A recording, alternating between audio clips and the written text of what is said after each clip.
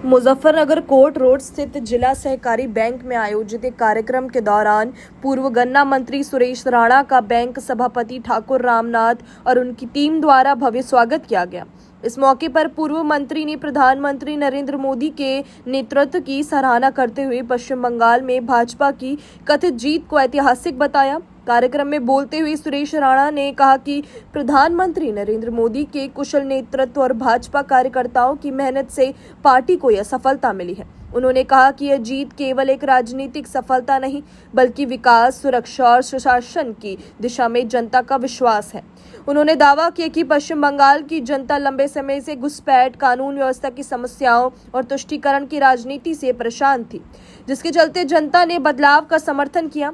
उन्होंने कहा कि डबल इंजन की सरकार अब बंगाल को नई दिशा देने में काम करेगी। पूर्व मंत्री ने कहा कि भाजपा का लक्ष्य केवल सत्ता नहीं बल्कि विकास और जन कल्याण है। उन्होंने आयुष्मान भारत जैसी योजनाओं के विस्तार की बात करते हुए कहा कि अब इन योजनाओं का लाभ बंगाल की जनता को भी मिलेगा। इस दौरान सुरेश राणा ने विपक्षी दलों पर भी निशाना साधा। उन्होंने समाजवादी पार्टी पर तुष्टीकरण की राजनीति और विवादित बयानबाजी करने का आरोप लगाया। उन्होंने कहा कि कुछ राजनीतिक दल समाज में भ्रम फैलाने का काम करते हैं, जबकि जनता अब विकास और स्थिरता चाहती है। कार्यक्रम में मौजूद कार्यकर्ताओं ने भी भाजपा की जीत पर खुशी जताई और प्रधानमंत्री नरेंद्र मोदी के नेतृत्व में देश के विकास की गति को और तेज करने की बात कही। जी मंत्री जी, आज कार्यक्रम रखा है, स्वागत का आपने क्या हालात रहे वहाँ पे बताइए। मैं आदरणीय प्रधानमंत्री जी का हृदय की गहराइयों से अभिनंदन करना चाहता हूं। उनके कुशल नेतृत्व का, उनके संकल्प का और बंगाल के एक एक कार्यकर्ता का मैं हृदय की गहराइयों से अभिनंदन करना चाहता हूं कि आज उन्होंने पूरे देश को एक खुशी मनाने का मौका दिया। उसी क्रम में आज यहाँ मुजफ्फरनगर में भी एक बड़ा कार्यक्रम हमारे जनप्रतिनिधियों का कोऑपरेटिव बैंक में था। हमारे चेयरमैन आदरणीय रामनाथ जी, आदरणीय मुकेश जी, सभी हमारे सीनियर साथी और बहुत वरिष्ठ नेतागण यहाँ मौजूद थे। कारण एक ही था कि बंगाल की जीत का वर्षों से सबको इंतजार था। एक एक सनातनी बंगाल की जीत भारतीय जनता पार्टी की चाहता था और बंगाल में जैसे ही भारतीय जनता पार्टी की जीत हुई तो पूरे देश के अंदर उत्साह का माहौल है, खुशी का माहौल है। और उसी माहौल में यहाँ के कार्यकर्ताओं ने, यहाँ के नेताओं ने इकट्ठा होकर के आज आदरणीय प्रधानमंत्री जी का अभिनंदन करने का काम किया है, आदरणीय प्रधानमंत्री जी का आभार व्यक्त करने का काम किया है। बंगाल, हम जानते हैं एक समय था कि बंगाल आर्थिक राजधानी हुआ करता था। एक समय था विकास के रास्ते बंगाल से निकला करते थे। विद्वान लोग, हमारे आज़ादी का नारा भी बंगाल से प्रमुखता के साथ उठा। तुम मुझे खून दो, मैं तुम्हें आज़ादी दूंगा। नेताजी, उन्होंने बंगाल की धरती से इसका नेतृत्व करने का काम किया। डॉक्टर श्यामा प्रसाद मुखर्जी जी की विचारधारा आज पूरी दुनिया में 16 करोड़ से ज्यादा लोग भारतीय जनता पार्टी के सदस्य हैं।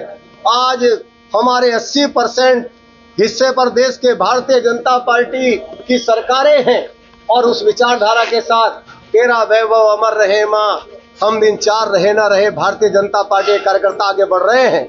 उसी राज्य में भारतीय जनता पार्टी की सरकार बना करके एक एक भारतीय जनता पार्टी का कार्यकर्ता, एक एक सनातनी पूरे देश का बेहद खुश है और प्रधानमंत्री जी का अभिनंदन कर रहा है। मंत्री जी, जो ममता बनर्जी है वह कोर्ट पहुंच गई है, उसका लेकर वकील की ड्रेस पहनकर कोर्ट पहुंची। मैंने कहा कि जिस तरह से आताताइयों के प्रभाव में टीएमसी की सरकार लगातार चली, टीएमसी की सरकार ने, कम्युनिस्टों की सरकार ने जिहादियों को जिस तरह संरक्षण देने का काम किया, एक लिमिट क्रॉस करके मुस्लिम तुष्टीकरण करने का काम किया, घुसपैठियों को बंगाल के अंदर पनाह देने का काम किया, बंगाल के आम जन को त्रस्त करने का काम किया, बंगाल की भाषा, बंगाल के लोग, उनको त्रस्त करने का काम किया। विकास से बंगाल कोसों दूर था। सड़क, बिजली, पानी, सुरक्षा, वो सोचते थे कि जैसा हमारा साम्राज्य चल रहा है, रानी जैसा व्यवहार, राजाओं जैसा व्यवहार, ममता जी करती थी, लेकिन जनता ने एक सिरे से उखाड़ फेंका। अब लोकतंत्र का सम्मान ना करना ये टीएमसी की पुरानी परंपरा है। लोकतंत्र के मूल्यों की रक्षा ना करना, जो महामहिम राष्ट्रपति को भी प्रोटोकॉल ना दे सके, उन लोगों से कहां हम लोकतंत्र की उम्मीद कर सकते हैं। अब हार के बौखलाई हैं, लेकिन वहां के लोगों ने जनमत दे दिया है। करोड़ों लोग बंगाल की सड़कों पर उतर करके होली खेल चुके हैं और उन्होंने स्पष्ट संदेश दिया है कि आपके कुशासन का हमने अंत किया है और लोकतंत्र के माध्यम से बंगाल में भारतीय जनता पार्टी की सरकार आई है। लोकप्रिय मुख्यमंत्री के रूप में शुभेंदु जी बंगाल के मुख्यमंत्री बने हैं और आदरणीय प्रधानमंत्री जी के कुशल नेतृत्व में डबल इंजन की सरकार आने वाले समय में, चाहे आयुष्मान भारत की योजना जो अब तक बंगाल में लागू नहीं थी, केंद्र सरकार की महत्वपूर्ण योजनाएं जो बंगाल में लागू नहीं थी, बहनों के सम्मान की योजनाएं जो बंगाल में लागू नहीं थी, डबल इंजन की सरकार उन्हें बंगाल में लागू करके एक नया सवेरा देने का काम बंगाल में करने जा रही है। यही मुझे आपको कहना है। बहुत बहुत धन्यवाद। मैं निश्चित रूप से जीत का श्रेय हमारे वहां के समर्पित कार्यकर्ताओं, हमारे देश के यशस्वी प्रधानमंत्री जी को, आदरणीय प्रधानमंत्री जी के विकासशील नेतृत्व को, आदरणीय प्रधानमंत्री जी के विजन को, आदरणीय प्रधानमंत्री जी के नेशन फर्स्ट के नारे को मैं जीत का श्रेय देना चाहता हूं, जिसमें एक एक सनातनी के मन में जोश उत्साह पैदा हुआ और आदरणीय प्रधानमंत्री जी का कुशल नेतृत्व है। भाजपा की डबल इंजन की सरकारों का काम है और बंगाल के समर्पित कार्यकर्ताओं का परिश्रम है, उनका त्याग और तपस्या है जो आज बंगाल में भारतीय जनता पार्टी की सरकार है। पार्टी यादव की मौत को लेकर क्या कहेंगे आप? अलग अलग तरह का नहीं, निसंदेह बहुत ही कष्टकारी है और मैं कहूँगा पूरे प्रदेश में बहुत कष्ट का एक माहौल लोगों ने महसूस किया है। एक युवा हमारे बीच से गए हैं तो बहुत कष्टकारी है। राजकुमार भाटी का एक बयान है, ब्राह्मण समाज के लिए उसने क्या करेंगे, सपा नेता ने जो बयान दिया है उसे कैसे बना जाए?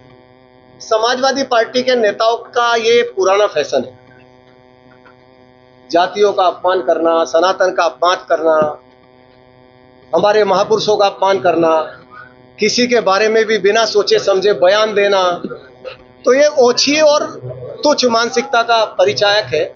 और मैं कहूँगा कि किसी को भी राजनीतिक क्षेत्र में बोलने से पहले 50 बार सोचना चाहिए। व्यक्ति अपने को यदि नेता बोलता है, व्यक्ति अपने को नेता समझता है, तो उसकी मर्यादा भी है, उसका आचरण भी है और निश्चित रूप से उस आचरण के अनुसार ही राजनीति में व्यवहार करना चाहिए।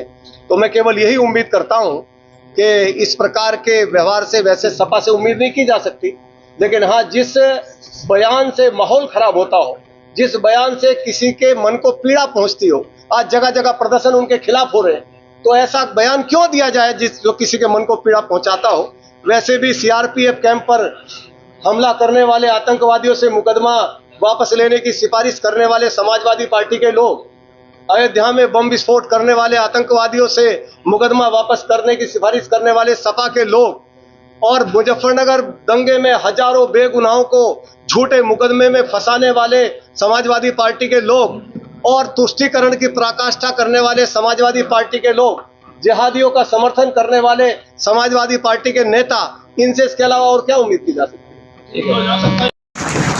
और हम सब लोग प्रबंध समिति ने केवल और कुछ नहीं, केवल इसलिए चाय का कार्यक्रम, खैर आज तो भोजन का कार्यक्रम है, तो भोजन के साथ सब लोग और भी चर्चा करेंगे, केवल और केवल ये कि पश्चिम बंगाल की जीत पर और जो हमारे बीच का एक व्यक्ति ने इतना बड़ा काम और इतना बड़ा, मंत्री जी ने कहा कि रामनाथ भाई मोदी जी के बारे में, अमित शाह जी के बारे में, अमित प्रमुख साहब ने जो कहा कि उनके बारे में, इसमें कोई बात नहीं है। आज जो दुनिया के अंदर जिस पार्टी के हम कार्य करते हैं, आज दुनिया की सबसे बड़ी पार्टी है, सबसे, अगर देश के अंदर सबसे अगर कोई राष्ट्रवादी पार्टी है, भारतीय जनता पार्टी है, जिसके हम नेतृत्व में काम करते हैं। पूरी दुनिया के अंदर आज उस व्यक्ति ने लोहा मनवाया है। आज देश, क्योंकि मैं ज्यादा चर्चा इसलिए नहीं करना चाहता, मैं माननीय मंत्री जी को पूरा समय देना चाहता हूं और हम सब लोग माननीय मंत्री जी के संस्मरण सुनने के लिए बैठे हैं।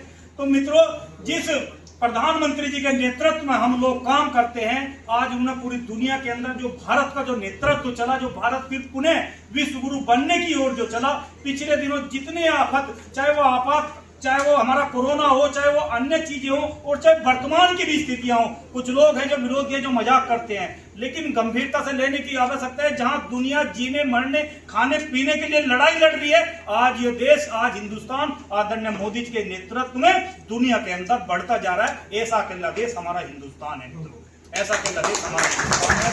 मैं हृदय की गहराइयों से माननीय मंत्री जी का स्वागत करता हूं। माननीय मंत्री जी को बताना चाहता हूं कि हमारी प्रबंध समिति के नेतृत्व में आज बैंक दिन रात चौगुनी तरक्की कर रहा है। प्रदेश के अंदर हम शुद्ध लाभ में, आज प्रदेश के अंदर हम पहले स्थान पे हैं, डिपॉजिट में पहले स्थान में है मंत्री जी, और बहुत ही सब लोगों की एक बढ़िया टीम है। सकारात्मक रूप से हम लोग सब प्रयास करते हैं। आप सब लोग का कहीं ना कहीं आपके भी कुशल निर्देशन जो हम सब लोगों को मिलता है, हम उसे फॉलो करने का प्रयास करते हैं। बहुत छोटी सी सूचना पर यहाँ पर पार्टी के वरिष्ठ नेता जो मुख्य हमारा जो सोच थी, अभी कुछ दिनों पहले हम सब लोग बैठे हुए थे, परिणाम आया। पश्चिम बंगाल में जब ड्यूटी लगी माननीय मंत्री जी की, इत्तेफाक की बात है जब ड्यूटी लगी उस दौरान भी किसी सामाजिक कार्य से उनसे मिलना हुआ। वो जब बीच में एक दो बार आए, वो भी इत्तेफाक हुआ कि उनसे फिर भी सामाजिक कामों के लिए मिलना हुआ, क्योंकि पश्चिम बंगाल एक ऐसा हम सबके लिए सपने जैसा था कि क्या पश्चिम बंगाल भारतीय जनता पार्टी जीत सकती है। भाई देखिए इसमें नहीं बोलूंगा। खैर, जब मंत्री जी से वार्ता हुई शुरू के दौर में, मैं जरूर एक दो बार की अगर बात करूं तो माननीय मंत्री जी के माथे पे हल्की सी सिकन जरूर मुझे दिखाई दी जब 6 महीने 7 महीने पहले उनको वहां लगाया गया। और क्योंकि पूर्व में भी हम सब लोगों ने देखा वहां की स्थिति के बारे में, और सीधे सीधे जब परिणाम आया, और मैं तो अपने मन की बताऊं जी, जिस दिन परिणाम आया, परिणाम की सुबह तक भी भाई मुझे यकीन नहीं था कि भाई भारतीय जनता पार्टी इतने % बहुमत से जीतेगी। महानुभाव बुजुर्गों और आज के इस सम्मान समारोह के मुख्य अतिथि हमारे बड़े भाई, हम सब के लिए परम आदर्श पूर्व में गन्ना मंत्री आदरणीय सुरेश राणा जी, चेयरमैन साहब, वाइस चेयरमैन साहब, सम्मानित सभी संचालकगण और यहाँ उपस्थित मेरे सभी बड़े छोटे भाई बहते हैं, मैं सभी को नमस्कार करता हूँ, धन्यवाद करता हूँ कि आप एक छोटे से निमंत्रण पर आए और हम सबका मान रखा, इसके लिए मैं धन्यवाद करता हूँ। देखिए, विषय अगर पश्चिम बंगाल का चले तो कहीं ना कहीं जब भारत में बात आती थी कि पश्चिम बंगाल का चुनाव, तो हर उस राष्ट्रवादी के मन में एक बात आती थी, क्या कभी वो अपना सपना साकार होगा कि भारतीय जनता पार्टी का ध्वज पश्चिम बंगाल में फैलेगा। ये एक बड़ी असंभव सी बात थी, लेकिन भारतीय जनता पार्टी के सम्मानित जो सब लोग पश्चिम बंगाल के चुनाव में रहे, जैसे ही 10 बजे 11 बजे 12 बजे जैसे जैसे मतलब जो है भारतीय जनता पार्टी का ग्राफ बढ़ता गया, सच में मतलब वो जो खुशी, मैं 2 चुनाव में खुद लड़ा, खुद जीता, यहाँ की जिम्मेदारी भी मुझे मिली। मतलब जो सामाजिक जीवन में जब व्यक्ति को खुशी मिलती है, सच बताऊं जी, इतनी खुशी तब नहीं मिली होगी, इतनी खुशी जब हम लोग अन्य जितने भी, क्योंकि हम सामाजिक लोग और राजनीतिक लोग हैं, ये सब हमारी एक जीवन का हिस्सा है, लेकिन पश्चिम बंगाल को जीतने पर जो मिली उसमें सच में एक कमाल की खुशी।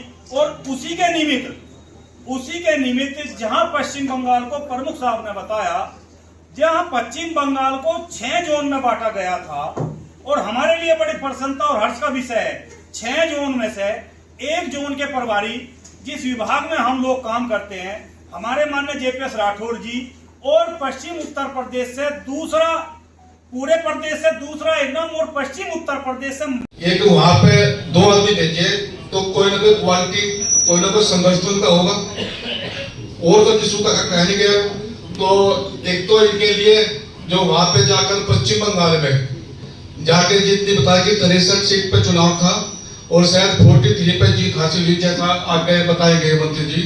तो इनके लिए पूरे बैंक की तरफ से बल्कि मैं तो कहूँगा पश्चिम यूपी की तरफ से सभी की तरफ से मैं इनको बहुत बहुत धन्यवाद देता हूँ कि जो एक नया बांग्लादेश बनने से बचाया गया। बहुत बहुत धन्यवाद आप सबकी तरफ से और मन से, केवल भाषण से नहीं, मैं बंगाल के एक एक सनातनी का, एक एक कार्यकर्ता का अभिनंदन करना चाहता हूं जिन्होंने ये ऐतिहासिक परिवर्तन करके दिखा दिया। अपनी राय कमेंट में जरूर बताइए और ऐसी ही बड़ी खबरों के लिए रॉयल बुलेटिन को लाइक, शेयर और सब्सक्राइब करना न भूलें।